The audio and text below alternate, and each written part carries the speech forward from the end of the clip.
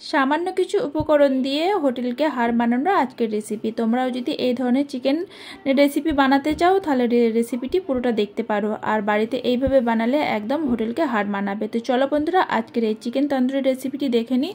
প্রথমেই দেখো আমি এখানে দুটো লেগ পিস নিয়েছি, তোমরা চাইলে বেশিও নিতে পারো বা কম দিয়ে করতে পারো। তো এখানে লেগ পিসগুলোর গায়ে আমি একটু কেটে নিচ্ছি, এতে করে কী হবে কি মশলাটা খুব সুন্দরভাবে মাংসের মধ্যে ঢুকে যাবে আর খেতেও অনেক বেশি ভালো লাগবে। তো এইভাবে আমি দুটো চিকেনের লেগ পিসের মধ্যেই কেটে কেটে নেব একটু একটু করে।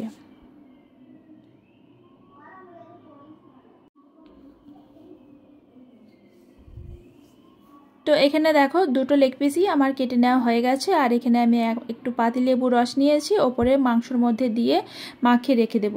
তো দিয়ে দিচ্ছি লবণ। লেবু আর যদি লবণ মাখিয়ে রেখে এটা রাখা হয় মাংসটা অনেক জুসি এবং সফট হবে। তো আধ ঘন্টার জন্য আমি এইভাবে রেখে দেব।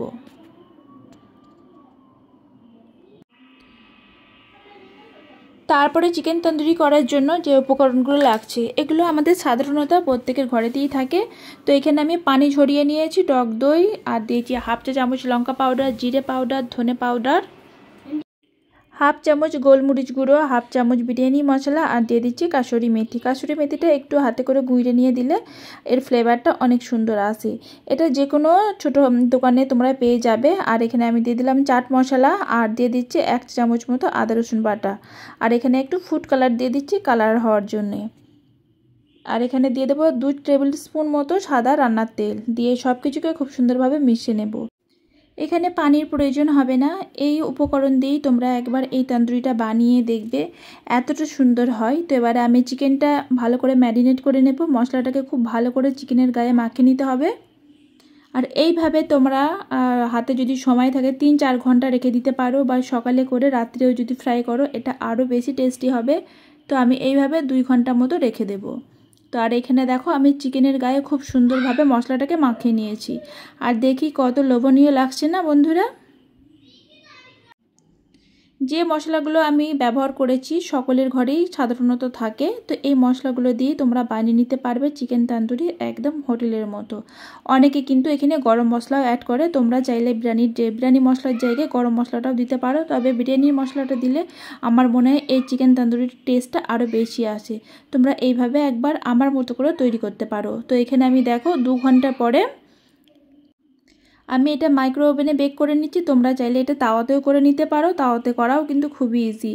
তো একটু হয়ে গেছে, আমি 10 মিনিট পর বের করে নিয়ে হালকা মাখন লাগিয়ে দিচ্ছি বা বাটার দিয়ে দিচ্ছি। এই বাটারটা দিলে এটা কিন্তু অনেক বেশি টেস্টি হয়। তোমরা চাইলে এখানে ঘিও দিতে পারো, ঘি দিলেও কিন্তু অনেক সুন্দর হবে।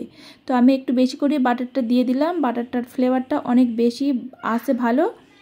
আর ওপর দিকটা আমি মাখিয়ে নিয়েছি, আবারও আমি বেক করে নেব।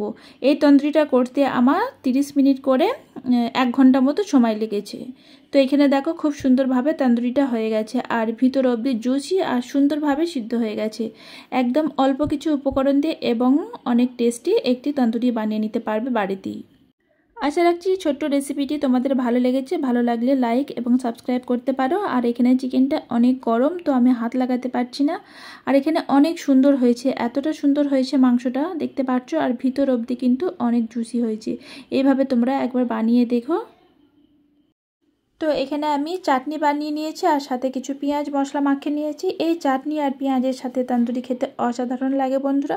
তোমরাও এই ধরনের ছোট ছোট রেসিপি বাড়িতে বানিয়ে সকলের সাথে এনজয় করো। এতক্ষণ আমার সাথে থাকার জন্য অসংখ্য ধন্যবাদ।